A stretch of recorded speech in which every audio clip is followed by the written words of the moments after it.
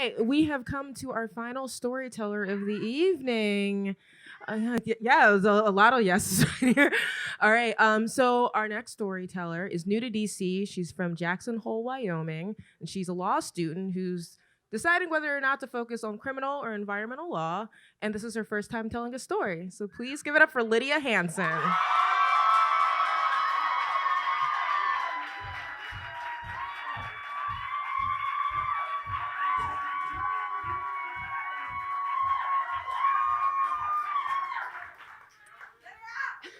I'm going to take us on a steep turn from the delight that was Brittany. Pain sucks.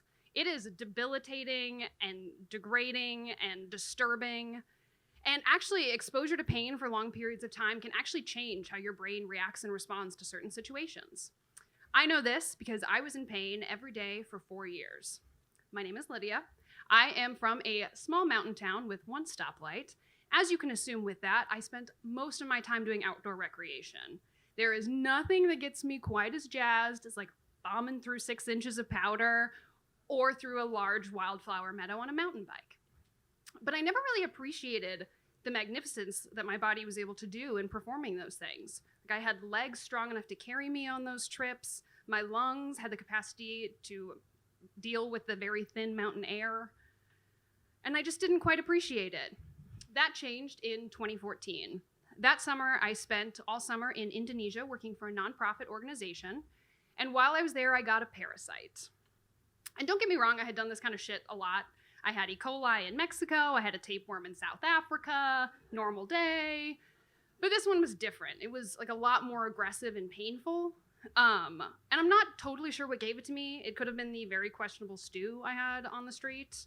Or it could have been the magic mushroom milkshake that I insisted on getting. I'm not totally sure what it was, but it did leave me with Perry, as I fondly refer to my parasite. And Perry changed my life forever. At first, it was a lot of pooping, like 18 times a day, a lot of pooping. There is no room for that one ply shit in my household. And, Charmin. But with all of the bowel movements came a lot of nausea, like crippling nausea. Like I woke up every morning with this screaming knot in my stomach, and the first feeling of every day was pain. And, with that pain, on the good days, I'd maybe go to the bathroom like 6 times, and I was able to function and go to class. On those harder days, I was not getting out of bed, and I was not eating anything. So eventually, the malnutrition actually became the larger issue. I lost 35 pounds in a year. I broke bones with almost no pressure. I remember looking at a ski jump and realizing that if I hit it wrong and landed, I was gonna break my femur. And with all of that as well, it started to have a huge impact on my mental health. I started to get crippling anxiety because I had this fear. I had no idea what was happening to my body. I knew it hurt, but I didn't know what it was. Like my hair started to grow in white, and I actually wasn't able to take anything for that anxiety because it hurt my stomach. And actually, the kicker of this whole thing was that people didn't believe me. My friends and family did for the most part, not everyone, but the medical profession and anybody I went to see really did not. I went to doctors for multiple years to try and get diagnosed with this issue, and most of them thought I was exaggerating. One of them actually laughed in my face, like actively to my face. I had just gotten back from a trip to West Africa, and I was a little concerned about having malaria, which my friends had contracted. And I had intermittent fevers, I was nauseous, I was dizzy, and the doctor, when I told him my symptoms, had to cover his mouth to keep from laughing. Most of my doctor's appointments didn't go quite that awful. They went something like this. The doctor: so when was the last time you had a solid bowel movement? Me, 2014. The doctor: a lot of your symptoms look like they might be irritable bowel syndrome. Me: oh, my bowels are very irritated. But I don't think that's what it is. Like, I've had parasites before, and I'm 90% sure there's something in there. Then the doctor would say, well, we've run like a bunch of fecal tests, and we can't find anything. Fecal tests, really fun, by the way. So are colonoscopies, if you have not yet had that joy. Something to look forward to with your AARP card. And then they would say, yes, let me prescribe you this new wonder drug. Then they would prescribe me this newest antibiotic and assume it would fix me. Every time, it did succeed in killing off all the good bacteria in my gut, but did nothing for Perry, so he expanded and took over the new real estate. Eventually, this chain of disbelief that I kept encountering with doctors started to wear on me. I started to wonder maybe I was exaggerating. Like, this wasn't so bad. Fine. And with that, my mental health continued degrading. Mental health and physical health are intimately related. Mental health problems can manifest physically, just as physical problems can manifest mentally as well. This is why, thank you.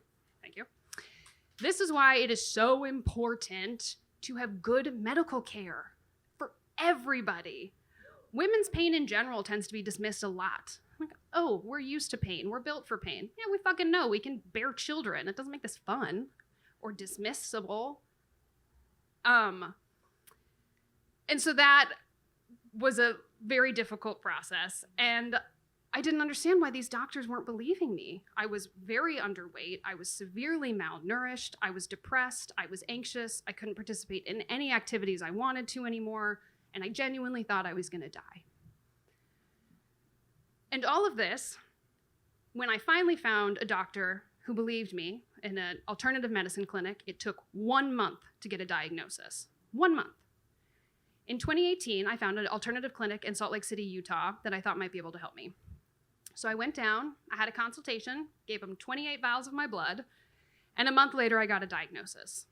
I did still have a parasite, Perry, and I also had Lyme disease. That diagnosis was a lot, but honestly it was mostly just really relieving because I wasn't crazy. There's genuinely something very wrong with my body, and I also had a treatment plan. So a couple months later, I moved down to Salt Lake for a month of intensive treatment that involved hoses in places we don't have to talk about, and IV drips of straight silver, and aggressive cleansing, and casket things, which I'm very claustrophobic, so that was actually probably the worst part. And all of that, but after a month, Perry was gone, which was great. Thank you. Bastard. So Perry was gone, and my Lyme disease was under control and getting treated.